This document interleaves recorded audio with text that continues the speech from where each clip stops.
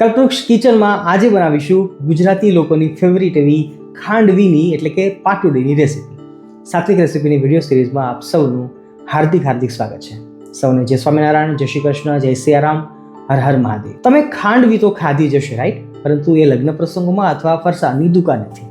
પરંતુ આજે ખાંડવી આપણે ઘરે જ બનાવીએ અને એ પણ બહુ જ સરળતાથી અને ફક્ત 10 મિનિટની મહેનત અને થોડુંક સ્માર્ટ વર્ક. પણ હા, જો પહેલાં જ કહી દઉં કે આજે પ્રોપર ખાંડવી આપણે નથી બનાવી રહ્યા, પરંતુ ખાંડવી જેવું જ છે, ટેસ્ટ પણ એના જેવો જ છે અને બનાવવાની મેથડ પણ સેમ ખાંડવી જેવી જ છે.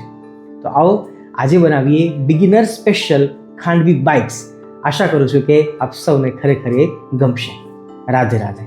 ભક્તો, મેં પહેલાં જ કહ્યું હતું કે આજની રેસીપી છે એ ખાંડવી નથી પણ ખાંડવી જેવું જ કંઈક છે અને ખાંડવી બનાવવી થોડી કઠણ હોય છે, પણ આ ખાંડવી બાઇટ્સ બનાવવા એકદમ ઇઝી છે અને બિગિનર્સ એટલે કે શરૂઆતમાં જે શીખનારા લોકો હોય, પહેલી વાર કદાચ બનાવતા હોય, એમના માટે પણ આ ઇઝી ઓપ્શન છે. તો એમના માટે બહુ ઓછી વસ્તુનો ઉપયોગ કરવાના છીએ, જેની અંદર આપણે ચણાનો લોટ લેવાના છીએ. જેટલો ચણાનો લોટ લઈએ એના જેટલું જ સામે આપણે દહીં લેવાના છીએ. દહીં ખાટું હોય તો વધારે સારું. જેટલું દહીં લઈએ એના કરતાં ડબલ આપણે પાણી નાખવાનું છે. એની વિધિ આપણે આગળ જોઈએ છીએ. નંબર 2, શાકભાજીની અંદર ફક્ત ને ફક્ત લીલા મરચાં, આદુ, મીઠો લીમડો વઘાર માટે અને સાથે ધનિયા, બસ આટલી વસ્તુઓનો ઉપયોગ કરી અને થોડીક હળદર, થોડુંક નમક નાખી અને આજે ખાંડવી જેવી જ ખાંડવી બાઇટ્સ આપણે તૈયાર કરી લઈએ.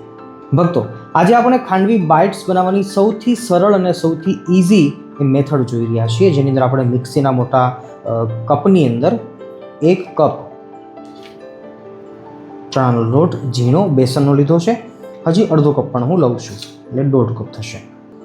બીજો અડધો કપ. હવે યાદ રાખજો, જેટલું આપણે ચણાનો લોટ લીધો છે એટલું સામે દહીં લેવાનું છે, તો હું સામે 1.5 કપ દહીં નાખું છું. 1 અને આ અડધું બીજું. અને સામે આપણે 3 કપ પાણી નાખવાનું છે, પણ હાલ આપણે 1 કપ નાખીએ છીએ, એટલે જાર છે છલકાઈ જશે. હવે ગ્રાઇન્ડ જ કરવાનું છે આપણે, તો પછી મરચાં મતલબ કે તીખી મરચી જોડે આદુ બધું જ અંદર નાખી દઈશું, તો સરસ ગ્રાઇન્ડ પણ થઈ જશે, મિક્સ પણ થઈ જશે અને છેલ્લે આપણે ગાળવાનું તો છે જ. તો પછી આપણી ઇઝી મેથડ છે એ અહીંયા સક્સેસફુલ સાબિત થાય છે.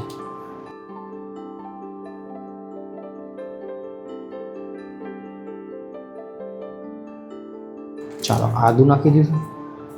હવે મીઠો લીમડો થોડોક નાખીએ છીએ અને કોથમીરના દાંડલાનો પાછળનો ભાગ થોડોક નાખીશું.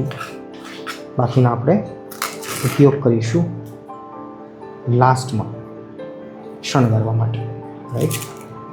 ચાલો, સરસ આનો જ્યુસ કરી લેવાનું છે. એકદમ બારીક જ્યુસ કરી અને પછી એને ચાળી લઈએ, ચાળણીની અંદર ગાળી લઈએ. અને હા ભક્તો, આપણે પાણી, દહીં અને મરચી અને આદુ આ બધું અંદર નાખ્યું છે. હાલ આપણે નમક પણ નાખતા નથી અને જોડે હળદર પણ આમાં નાખતા નથી, કારણ કે હજી 2 કપ પાણી નાખવાનું બાકી છે અને આપણે જ્યારે એને ઉકાળતી વખતે જ્યારે કડાઈમાં નાખીશું પછી એની કન્સિસ્ટન્સી અને એની ક્વોન્ટિટી જોઈને પછી આપણે નમક અને હળદર છે નાખવાના છે. બાકી બીજી કોઈ વસ્તુ આપણે નાખવાની તો છે નહીં, તો બસ પાછળથી બધી વસ્તુ નાખીશું તો પરફેક્શન છે વધારે સારો આવશે.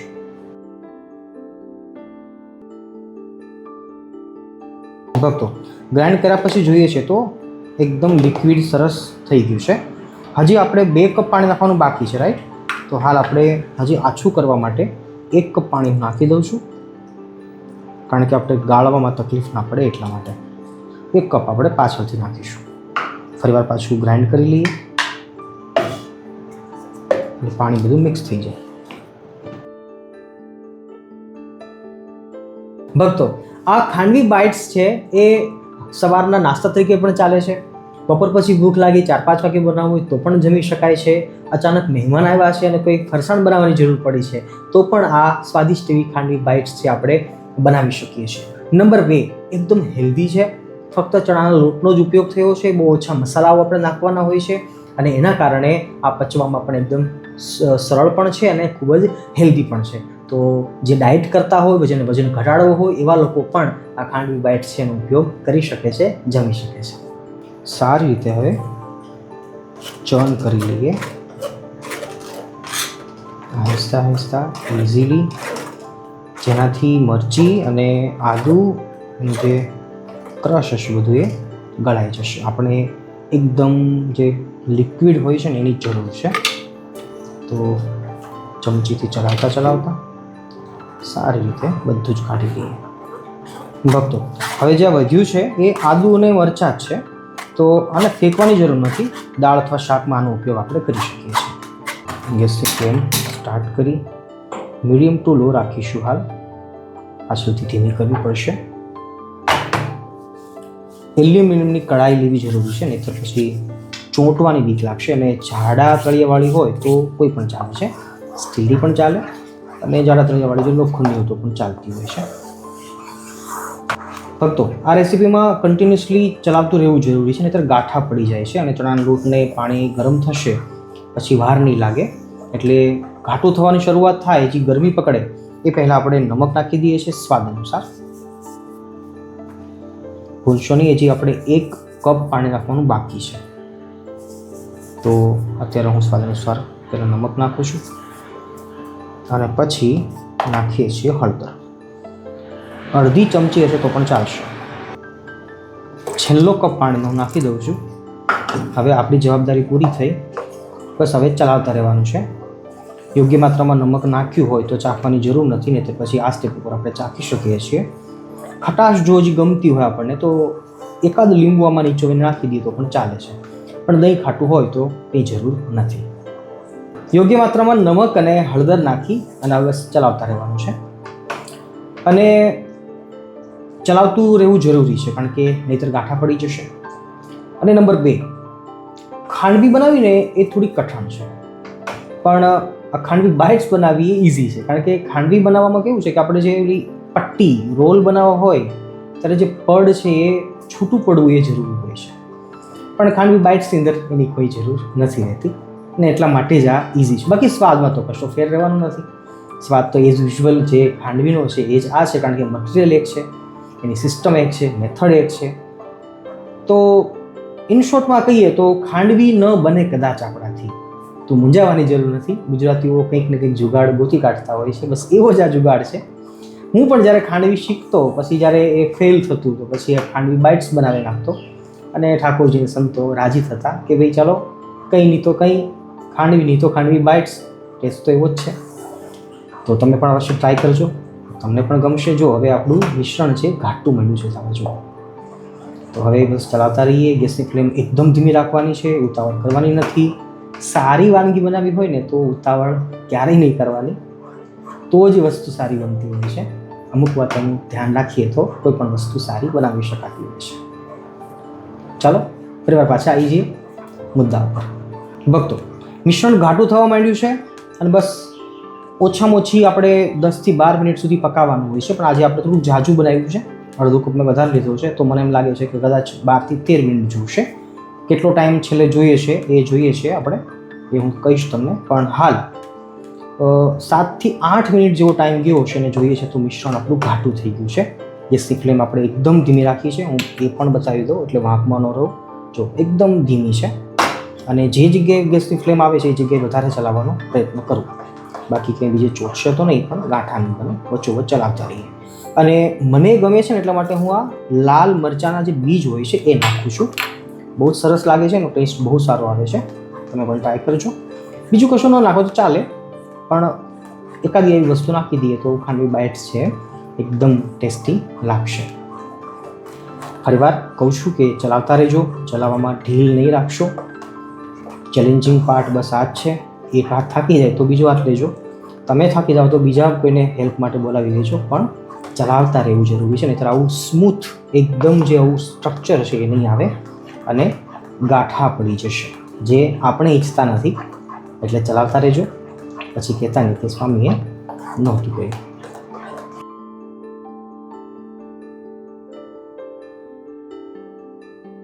ભક્તો, 12 મિનિટનો ટાઈમ ગયો છે અને સારી રીતે ચલાવતા સાઈડમાંથી લેતા જોઈએ છે તો મિશ્રણ એકદમ ઘટ થયું છે. અને અંદર જે આપણે આદું નાખ્યું છે, મરચી નાખી છે લીલી, સૂકા મરચાંના બીજ નાખ્યા છે, એનાથી બહુ સરસ સ્મેલ સુગંધ આવી રહી છે. જો જોઈએ છે તો અત્યારે સરસ પતરી પડી રહી છે. હું ફરીવાર કહું છું કે આપણે જે પાટોડી બનાવતા હોઈએ એની અંદર આપણે આવી રીતે ઢાળવાની જરૂર પડતી હોય છે. જો હવે આપણે 1 મિનિટનો ટાઈમ આપીશું ઠરવા માટે. જો આની ગોળી વળવા માંડશે તો મિશ્રણ આપણું તૈયાર છે, રાઈટ. બાકી લચક લાવવી જરૂરી છે. ચણાનો લોટ પાકી ગયો હશે એટલે 13 થી 14 મિનિટનો ટાઈમ જશે તો પછી ચેક કરી લઈએ તો આપણી પાટોડી બનીને તૈયાર છે. ભક્તો, આને આપણે ઠારીને જોયું તો હજી જો જે ગોળી વળવી જોઈએ, રોલ થવો હજી નથી થતો, મતલબ કે મિશ્રણ ભેગું થઈ જાય છે. તો આ જે સ્ટ્રક્ચર છે ને એ સુરતી લોચો જે બનાવતા હોય ને એનું સ્ટ્રક્ચર છે. આપણે સુરતી લોચો તો બનાવતા નથી, અત્યારે બનાવીએ છીએ પાટોડી. તો હજી થોડું ઘાટું કરવું જરૂરી છે. અત્યારે 15 મિનિટનો ટાઈમ ગયો છે અને હવે જોઈએ છીએ તો સ્ટ્રક્ચર બનવા ઉપર તૈયાર છે. હજી 1 મિનિટનો ટાઈમ આપી દઈશું તો વાંધો નથી, કારણ કે પાકી જવું જરૂરી છે અને ફ્લફી થઈ જવું જરૂરી છે. ચલાવતા રહીએ, ભગવાનનું નામ લેતા રહીએ. ભક્તો, છેલ્લે હવે 17 મિનિટ પૂરી થઈ છે અને હવે મને એમ લાગે છે કે આપણું મિશ્રણ તૈયાર છે. જો નાખીએ છીએ ત્યારે મહેનત કરીને પડે છે નીચે, મતલબ કે હવે ઘાટું થઈ ગયું છે. બસ આને પેડું સેટ થવા દેવાનું છે અને ગેસની ફ્લેમ બંધ કરી દઈએ છીએ અને ઢાંકી દઈએ છીએ. 1 મિનિટ પડ્યું રહેશે ત્યાં સુધીમાં આપણે થાળીને ગ્રીસ કરી લઈએ તેલથી અને પછી આપણે એને કાઢી લઈએ.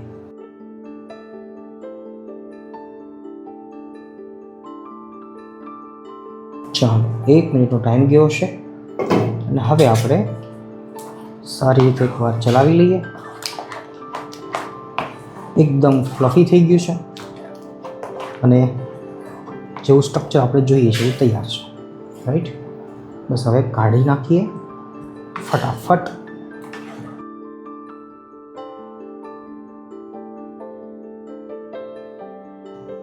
ભક્તો, સારી રીતે થાળીમાં સ્પ્રેડ કરી લેવાનું છે અને ઉપરથી થોડુંક થાય એટલું સેટ કરી લેવાનું. થોડુંક તેલ લગાવી ચમચા ઉપર સારી રીતે આવી રીતે કરી લઈએ. નીચે તો એકદમ સરસ સાઈડ રેડી હશે, ઉપરની સાઈડ થોડુંક આવી રીતે જોઈ લેવાનું. હવે એકદમ ઠંડુ થઈ જાય, મતલબ કે 10 થી 15 મિનિટનો ટાઈમ જાય પછી આપણે એને કાપા પાડી લઈએ, એના સ્લાઇસ કરી લઈએ તો જમવા માટે તૈયાર છે. ઠાકોરના થાળમાં આપણે રેડી કરી શકીએ. પણ જો થોડો વધારે ટેસ્ટ આને આપવો હોય તો આપણે તડકો લગાવી શકીએ છીએ રાઈ અને તલનો. તો આ ઠરશે, ઠંડુ થશે ત્યાં સુધીમાં આપણે હાલ એ પણ કરી લઈએ તો ખાંડવી છે અથવા તો ખાંડવી બાઈટ છે એને પણ 4 ચાંદ લાગી જશે. ચાલો ફટાફટ તડકો લગાવી દઈએ. 1 ચમચી સિંગ તેલ લીધું છે, થોડીક વધારે આપણે રાઈ લઈએ છીએ. સારી રીતે ફૂટવા દઈએ. ગેસની ફ્લેમ ધીમી રાખવાની.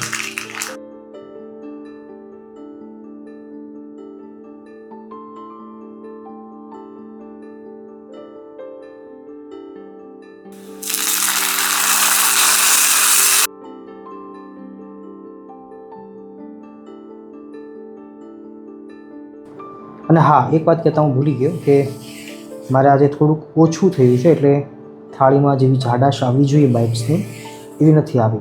તમે કોઈ બી વાસણ લો ને ઢાળવા માટે નાનું લેવાનું તો થોડી જાડાશ સારી લાગશે. બાઇટ્સ હોય તો એની જાડાશ થોડીક હોય છે. મારે આજે નથી થઈ તો કંઈ વાંધો નથી. કાજુ કતરીની જેમ નાક ક્રોસ આવી રીતે ચોસલા કરવા હોય તો પણ વાંધો નથી. આપણી રુચિ અનુસાર આપણે કરી શકીએ છીએ. લુક એટ ધીસ, કેટલા સરસ પીસ તૈયાર થઈ રહ્યા છે, રાઈટ. તમે પણ બનાવજો, ઠાકોરજીને ધરાવજો, પછી જમજો. જે પણ ઘરમાં બનાવવો બધું ભગવાનને ધરાવી અને પછી જ આપણે જમવાનું, એવો નિયમ રાખીએ તો એ પણ ભક્તિ જ છે. જુઓ કેટલી સરસ બાઇટ્સ આપણી કમ્પ્લીટ, એકદમ ફ્લફી, એકદમ પોચી અને એકદમ પરફેક્ટ ખાંડવી જેવી જ લાગે છે. જોયું ને? ચાલો આના ઉપર આપણે ઇઝીલી વઘાર નાખી દઈએ છીએ, પણ એ પહેલાં બધું મિક્સ કરી લઈએ, ભેળી કરી લઈએ છીએ. જો ઠરવાની દઈએ ને, ઠંડી નહીં થવા દઈએ તો પછી આ ભાંગી જશે. ઠંડી થવા દેવી જરૂરી છે.